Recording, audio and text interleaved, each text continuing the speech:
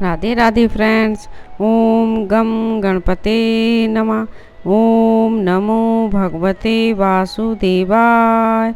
श्री राधे राधे। आप सभी भक्तजनों का इस नई वीडियो में स्वागत है।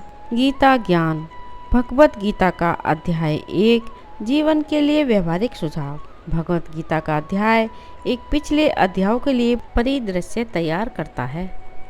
भगवत गीता एक पवित्र हिंदू ग्रंथ है जिसे दुनिया के सबसे प्रभावशाली साहित्य माना जाता है। यह महाकाव्य महाभारत का हिस्सा है और इसमें योद्धा अर्जुन और उनके सारथी कृष्ण के बीच बातचीत शामिल है।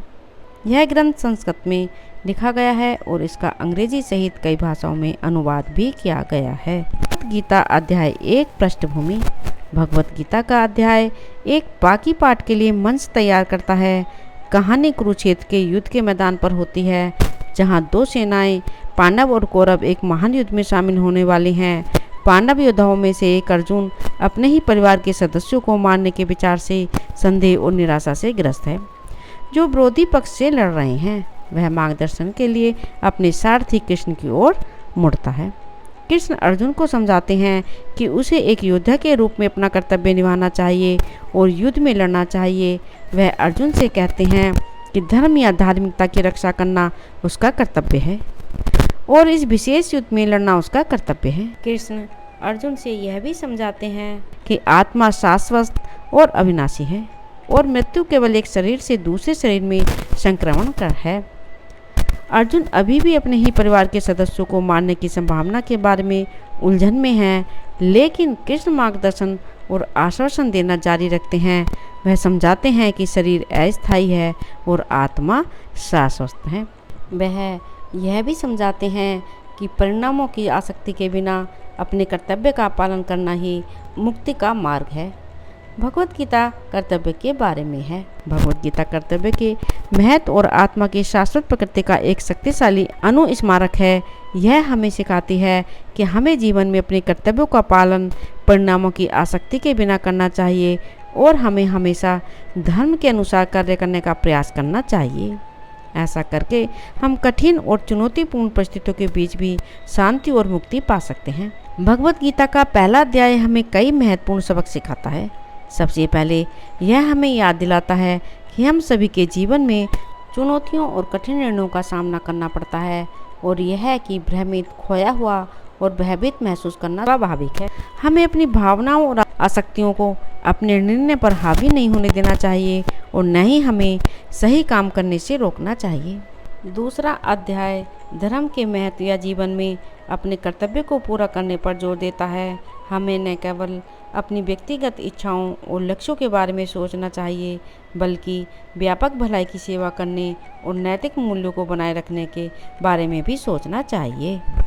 तीसरा अध्याय हमें स्वयं और ब्रह्मांड की प्रकृति के बारे में सिखाता है।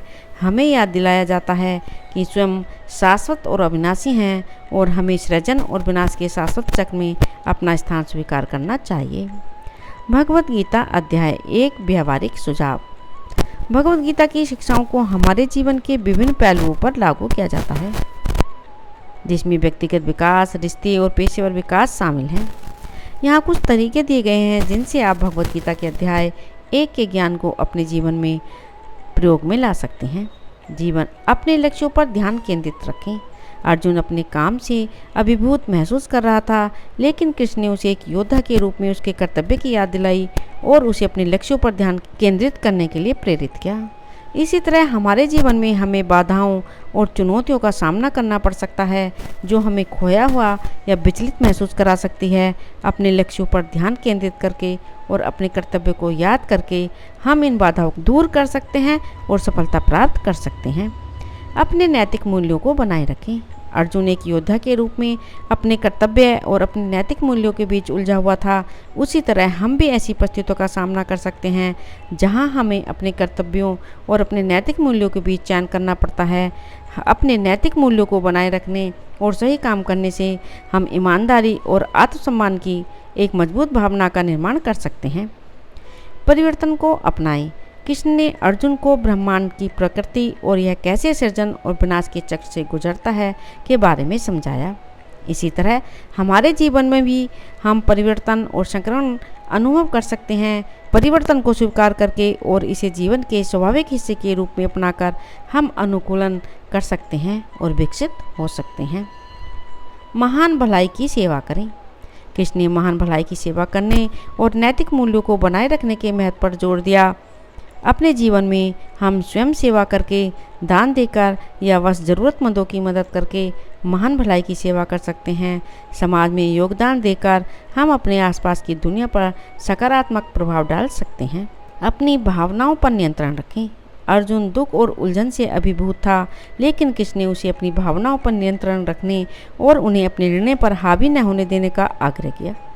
इसी तरह हमारे जीवन में हम क्रोध, भय या उदासी जैसी तीव्र भावनाओं का अनुभव कर सकते हैं। अपनी भावनाओं पर नियंत्रण रखना और उन्हें खुद पर हावी न होने देना सीखकर हम बेहतर निर्णय ले सकते हैं और आंतरिक शांति की भावना बनाए रख सकते हैं। जीवन में अपना स्थान स्वीकार करें। कृष्ण ने अर्जुन को स्वयं और ब्रह्मांड की प्रकृति के बारे में समझाया और बताया कि कैसे सभी प्राणी एक शाश्वत चक्र का हिस्सा हैं। उसी तरह हम जीवन में अपना स्थान स्वीकार कर सकते हैं और समझ सकते हैं कि हम सभी एक बड़े समग्र का हिस्सा हैं। इस सत्य को स्वीकार करके हम विनम्रता और कृतज्ञता की भावना विकसित कर सकते हैं। निष्कर्ष के तौर पर भगवत गीता का अध्याय एक शक्तिशाली और व्यवहारिक पाठ है जो जीवन में चुनौतियों और कठिन निर्णयों का सामना करने वाले किसी भी व्यक्ति के लिए मार्गदर्शन और ज्ञान प्रदान करता है। यह हमें अपने कर्तव्य को पूरा करने, नैतिक मूल्यों को बनाए रखने और स्वयं और ब्रह्मांड की प्रकृति को स्वीकार करने के महत्व की याद दिलाता है। भगवद गीता की शिक्षाओं का अध्ययन और उन पर चिंतन करके हम खुद के बारे में गहरी समझ हासिल कर सकते हैं और अपने जीवन में चुनौतियों और अवसरों से निपटने में मदद कर सकते हैं। अध्याय 1 से सबक लागू करके हम अपने लक्ष्यों पर केंद्रित रह सकते हैं, अपने नैतिक मूल्यों को बनाए रख सकते हैं, बदलाव को अपना सकते हैं, अधिक से अधिक अच्छे की सेवा कर सकते हैं, अपनी भावनाओं को नियंत्रित कर सकते हैं और जीवन में अपना स्थान स्वीकार कर सकते हैं। इन अभ्यासों के माध्यम से हम आंतरिक शांति, व्यक्तिगत विकास और खुद और अपने आसपास की दुनिया के बारे में गहरी समझ विकसित कर सकते हैं। राधे राधे। ओम नमो भगवते वासुदेवाय। यदि आपने इस चैनल को अभी तक सब्सक्राइब नहीं किया हो तो प्लीज़ सब्सक्राइब करें। प्लीज़ ज़्यादा से ज़्यादा शेयर करें, लाइक करें, कमेंट करें। श्री राधे राधे। धन्यवाद।